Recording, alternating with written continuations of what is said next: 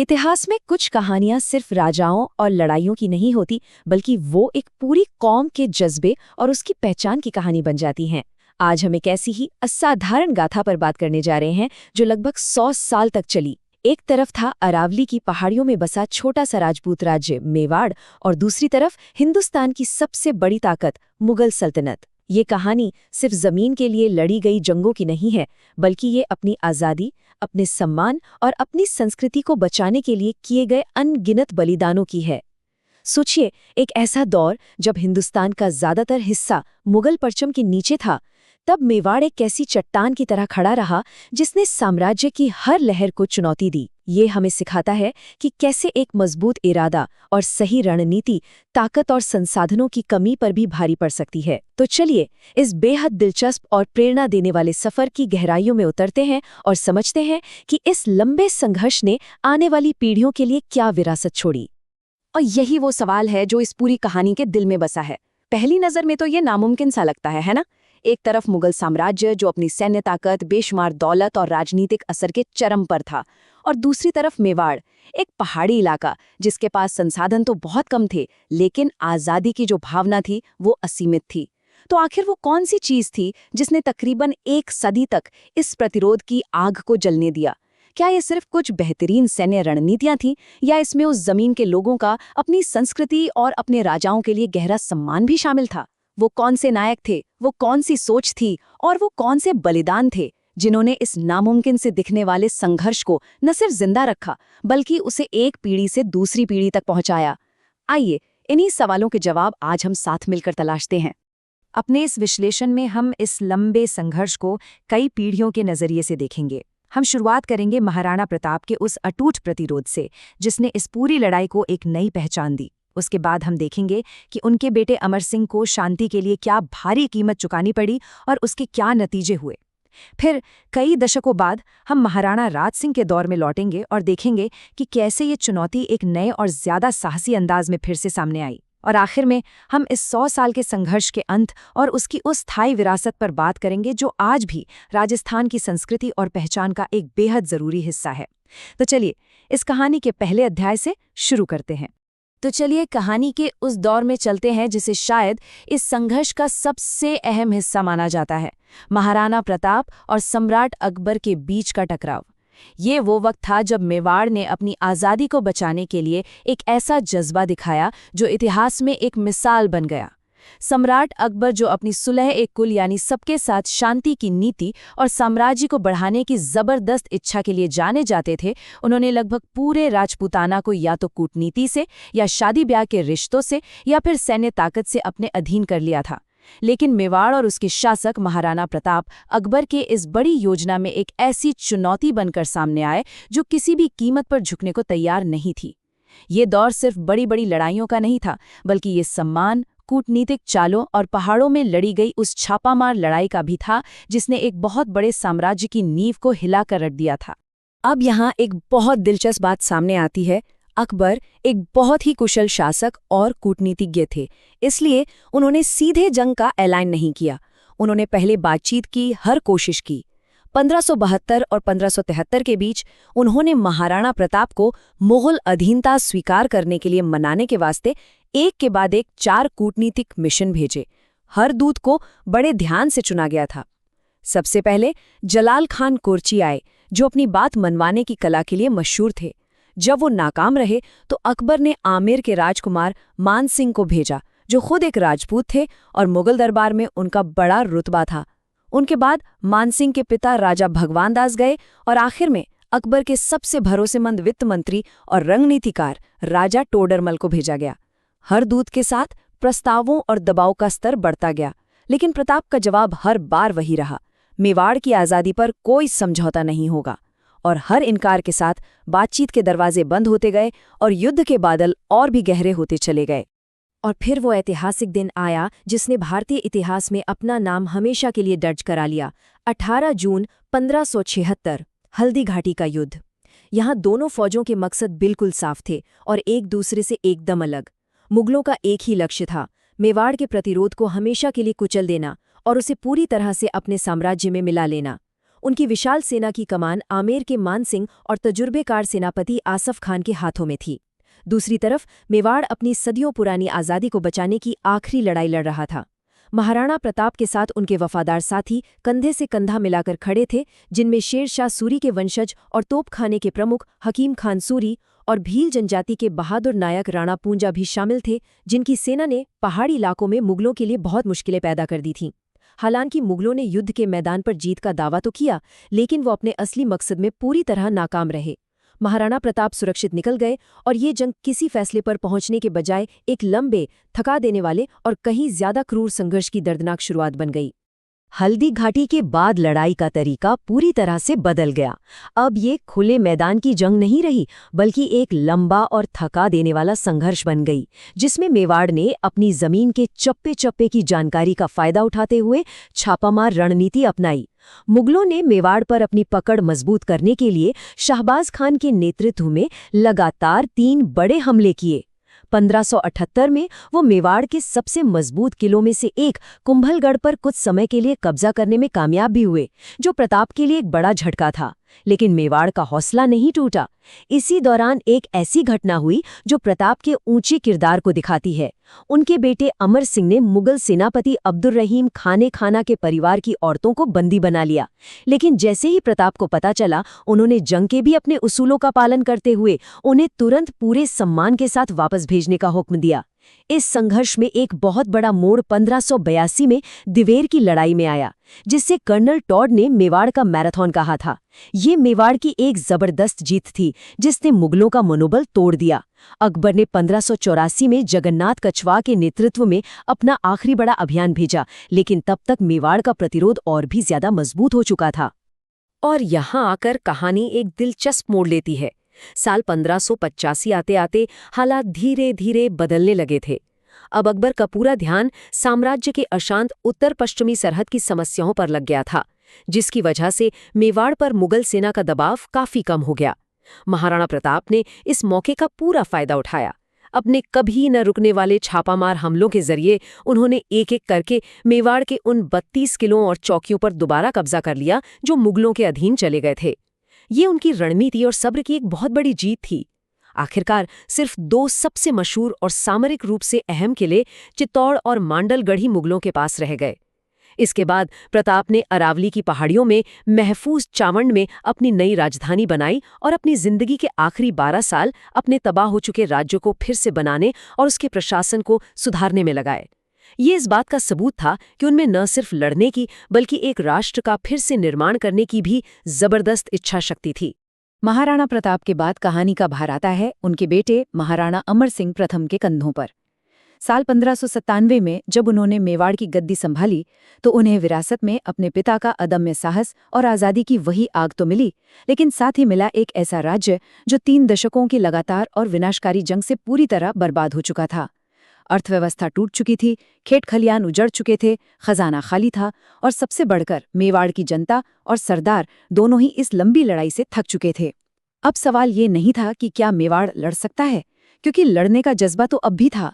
असली सवाल ये था कि वो और कब तक लड़ सकता है और उसकी कीमत क्या होगी। ये एक ऐसे राजा की गहरी कश्मकश थी जिसे अपने महान पुरखों की विरासत और अपनी प्रजा के भविष्य के बीच एक बहुत ही मुश्किल और दर्दनाक फैसला लेना था। अपने पिता की मौत के बाद भी अमर सिंह ने लगभग 18 सालों तक संघर्ष जारी रखा, लेकिन अब मुगल तख्त पर अकबर का बेटा जहांगीर था और उसने ठान लिया था कि वो मेवाड़ के इस लंबे प्रतिरोध को हमेशा के लिए खत्म करके ही दम लेगा। उसने अपने सबसे काबिल सेनापतियों जैसे परवेज और महाबत खान और आखिर में अपने बेटे राजकुमार खुर्रम, जो बाद में शाहजहां के नाम से मशहूर हुआ, को बड़ी बड़ी सेनाओं के साथ भेजा। खुर्रम ने एक ऐसी बेरहम और सोची समझी रणनीति अपनाई जो मेवाड़ की फौज पर नहीं बल्कि उसकी जान पर हमला करती थी। उसने स्कॉच्ड अर्थ पॉलिसी यानी जमीन को जलाने की नीति का इस्तेमाल किया। खेतों में खड़ी फसलें जला दी गईं, गांवों को उजाड़ दिया गया और लोगों को या तो मार दिया गया या फिर गुलाम बना लिया गया। इस नीति ने मेवाड़ की कृषि पर टिकी अर्थव्यवस्था की कमर तोड़ दी और लोगों को भुखमरी और पलायन की कगार पर ला खड़ा किया। अब लड़ने का मतलब सिर्फ जंग हारना नहीं था, बल्कि पूरी कौम का मिट जाना था। इस तबाही को देखते हुए मेवाड़ के सरदारों और यहाँ तक कि युवराज कर्ण सिंह ने भी महाराणा अमर सिंह पर शांति के लिए जोर डालना शुरू कर दिया। वो समझ गए थे कि अब और जंग का मतलब सिर्फ मेवाड़ के लोगों की पूरी बर्बादी है। आखिरकार अपनी प्रजा को बचाने के लिए अमर सिंह ने भारी मन से बातचीत का रास्ता अपनाया। 5 फरवरी 1615 को मेवाड़ और मुगलों के बीच एक ऐतिहासिक संधि हुई। इस संधि की शर्तों को बड़ी सावधानी से तैयार किया गया था ताकि मेवाड़ के सम्मान को जितना हो सके बचाया जा सके। सबसे अहम शर्त ये थी कि महाराणा को खुद मुगल दरबार में हाजिर होने से छूट दी गई, उनकी जगह युवराज जाएंगे। दूसरी बड़ी राहत ये थी कि मेवाड़ को मुगलों से कोई शादी का रिश्ता बनाने के लिए मजबूर नहीं किया जाएगा, जो उस वक्त राजपूत राज्यों के लिए एक आम बात हो गई थी। और सबसे बड़ी प्रतीकात्मक जीत, चित्तौड़ का किला उन्हें वापस मिल गया, भले ही उसकी मरम्मत न करने की शर्त के साथ। इन शर्तों ने लगभग 90 साल के खूनी संघर्ष को आखिरकार खत्म कर दिया।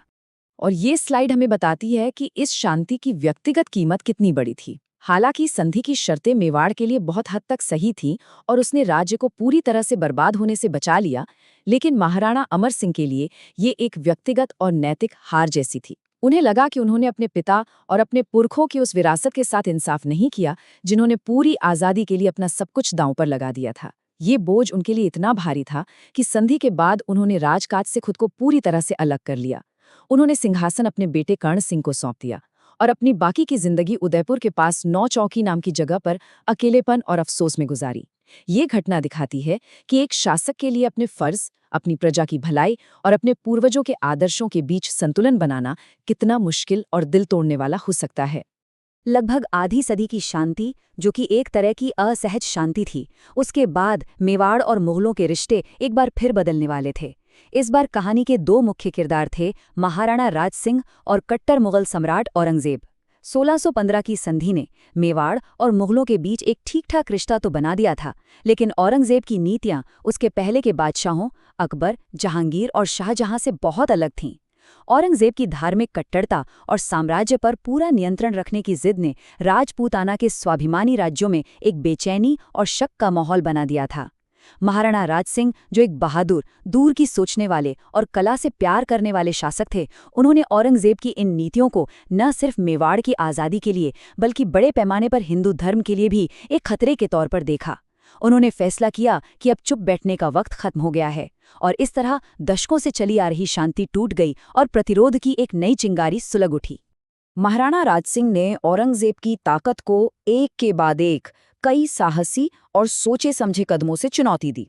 सबसे पहले उन्होंने 1615 की संधि की सबसे अहम शर्त को तोड़ते हुए चित्तौड़ के किले की मरम्मत का काम शुरू करवा दिया, जो मुगल सत्ता को एक सीधी और प्रतीकात्मक चुनौती थी। फिर 1660 में उन्होंने किशनगढ़ की राजकुमारी चारुमती से शादी कर ली, जिनसे औरंगजेब राजनीतिक वजहों से शादी करना चाहता था। ये न सिर्फ एक राजनीतिक चाल थी, बल्कि औरंगजेब के लिए एक सीधी व्यक्तिगत बेइज्जती भी थी। 1679 में जब औरंगजेब ने गैर मुसलमानों पर विवादास्पद जजिया कर दोबारा लगाया, तो राज सिंह ने न सिर्फ इसका कड़ा विरोध करते हुए औरंगजेब को एक खत लिखा, बल्कि इसे मेवाड़ में लागू भी नहीं होने दिया। और आखिर में उन्होंने मारवाड़ के बेदखल राजकुमार अजीत सिंह और वीर दुर्गादास राठौड़ को पनाह देकर मुगलों के खिलाफ एक ताकतवर राठौड़ सिसोदिया गठबंधन की नींव रखी, जिसने औरंगजेब को कई दशकों तक राजपूताना में उलझाए रखा। चारुमती विवाह के उसी दौर से जुड़ी एक ऐसी अविश्वसनीय और दिल को छू लेने वाली कहानी है, जो राजपूतों के फर्ज और बलिदान की भावना को उसकी सबसे ऊंची हद पर दिखाती है। जब महाराणा राज सिंह चारुमती से शादी करने किशनगढ़ गए हुए थे, तो उन्होंने अपनी सेना का एक हिस्सा सलूम्बर के रावत रतन सिंह चुंडावत के नेतृत्व में मुगल सेना को रोकने के लिए छोड़ दिया था। रतन सिंह की अभी अभी शादी हुई थी और जंग के मैदान में उन्हें अपनी नई नवेली पत्नी की याद आ रही थी। उन्होंने एक दूत को अपनी पत्नी, जिन्हें इतिहास हाड़ी रानी के नाम से जानता है, के पास कोई निशानी या सैनी लाने के लिए भेजा। जब हाड़ी रानी को ये पता चला, तो उन्हें लगा कि उनके पति शायद घर के मोह की वजह से अपने राजधर्म से भटक सकते हैं। ये पक्का करने के लिए कि उनके पति बिना किसी फिक्र के लड़ें और अपना पूरा ध्यान अपने फर्ज पर लगाएं, उन्होंने एक ऐसा बलिदान दिया जिसके बारे में कोई सोच भी नहीं सकता। उन्होंने एक थाल में अपना सिर काटकर उस दूत को सैनी के तौर पर भिजवा दिया। ये बलिदान का एक ऐसा काम था जिसने रतन सिंह और उनकी सेना को इतनी हिम्मत दी कि वे मुगलों पर कहर बनकर टूट पड़े। अब हम इस सदी भर चले संघर्ष के आखिरी और निर्णायक दौर में पहुंच रहे हैं। महाराणा राज सिंह के साहसी प्रतिरोध ने मुगल मेवाड़ रिश्तों को एक बार फिर जंग के मैदान में ला खड़ा किया था और राजपूताना में एक नया गठबंधन भी तैयार हो गया था।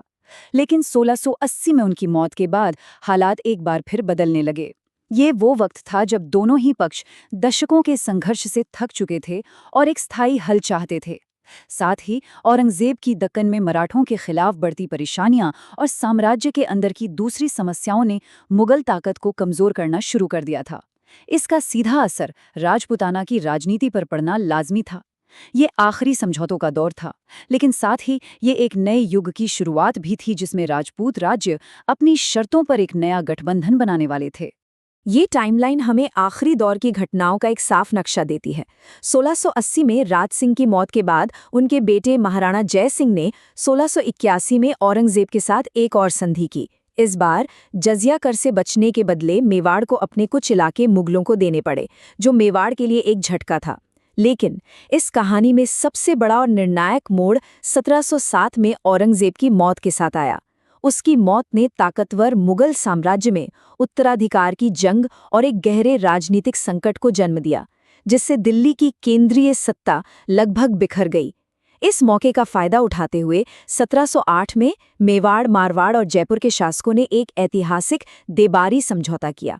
ये एक नया और ताकतवर राजपूत गठबंधन था जिसने न सिर्फ अपने अपने राज्यों को दोबारा हासिल किया, बल्कि राजपूताना की राजनीति का केंद्र दिल्ली से हटाकर वापस राजपूत राज्यों के बीच ले आया। ये समझौता एक तरह से उस इलाके में मुगल दबदबे के खत्म होने का ऐलान था। तो इस पूरी सदी की लड़ाइयों, संधियों, बलिदानों और प्रतिरोध के बाद आखिर में हमारे पास क्या बचता है? इस महाकाव्य जैसे संघर्ष की विरासत क्या है? ये समझना बहुत जरूरी है कि मेवाड़ और मुगलों के बीच की ये लड़ाई सिर्फ जमीन या सत्ता के लिए नहीं थी। ये उससे कहीं ज्यादा गहरी और प्रतीकात्मक थी। ये अपनी पहचान, अपने धर्म, अपनी संस्कृति और अपने आत्मसम्मान को बचाने की लड़ाई थी। इसकी विरासत आज भी सिर्फ मेवाड़ के किलों और महलों में ही नहीं, बल्कि राजस्थान के लोकगीतों, कला और लोगों की यादों में जिंदा है। ये उस कभी न हारने वाले जज्बे की कहानी है जिसने एक छोटे से राज्य को एक विशाल साम्राज्य के सामने कभी पूरी तरह से झुकने नहीं दिया। ये संघर्ष मेवाड़ और सिसोदिया वंश की पहचान बन गया, उन्हें राजपूत गौरव और हिंदू धर्म के रक्षक के तौर पर स्थापित कर दिया, एक ऐसी छवि जो आज तक कायम है। तो इस सब का निचोड़ ये है कि मेवाड़ मुगल संघर्ष की विरासत हमें सिखाती है कि जीत का मतलब हमेशा जंग जीतना या जमीन पर कब्जा करना नहीं होता। अगर मेवाड़ के नजरिए से देखें तो सफलता का पैमाना ये नहीं था कि उन्होंने कितने किले जीते या कितनी जमीन हासिल की। उनके लिए असली जीत अपनी अलग पहचान, अपनी संस्कृति और अपनी आज़ादी की भावना को जिंदा रखने में थी। उन्होंने दुनिया के सबसे ताकतवर साम्राज्यों में से एक का लगभग एक सदी तक कामयाबी से सामना किया और आखिर में भी अपनी शर्तों पर एक सम्मानजनक जगह बनाए रखने में कामयाब रहे। ये लचीलेपन और सांस्कृतिक हिम्मत की एक ऐसी कहानी है जो हमें दिखाती है कि जुल्म करने वाली ताकतों के सामने अपनी पहचान को बचाए रखना अपने आप में एक बहुत बड़ी जीत हो सकती है। ये संघर्ष सिर्फ इतिहास की एक घटना नहीं है, बल्कि ये आने वाली पीढ़ियों के लिए प्रेरणा का एक जरिया बन गया है। और आखिर में मैं आपको इस गहरे सवाल के साथ छोड़ना चाहता हूँ। जब हम इतिहास के ऐसे लंबे और पेचीदा संघर्षों को देखते हैं तो हम जीत और हार को किस पैमाने पर तौलते हैं? क्या जीत का असली मतलब सिर्फ सैन्य विजय और जमीन पर कब्जा है, जैसा कि मुगल साम्राज्य का मकसद था? या फिर जीत का एक गहरा मतलब उन मुश्किल हालात में अपनी संस्कृति, अपने उसूलों और अपनी पहचान की लौ को जलाए रखना है, जैसा कि मेवाड़ ने पीढ़ी दर पीढ़ी करके दिखाया? इस सवाल का कोई एक या आसान जवाब नहीं है, लेकिन ये हमें इतिहास को सिर्फ जीतने वालों और हारने वालों के नजरिए से देखने के बजाय उसे और ज्यादा गहराई और हमदर्दी के साथ समझने के लिए जरूर प्रेरित करता है। सोचने के लिए एक दिलचस्प बात है ना?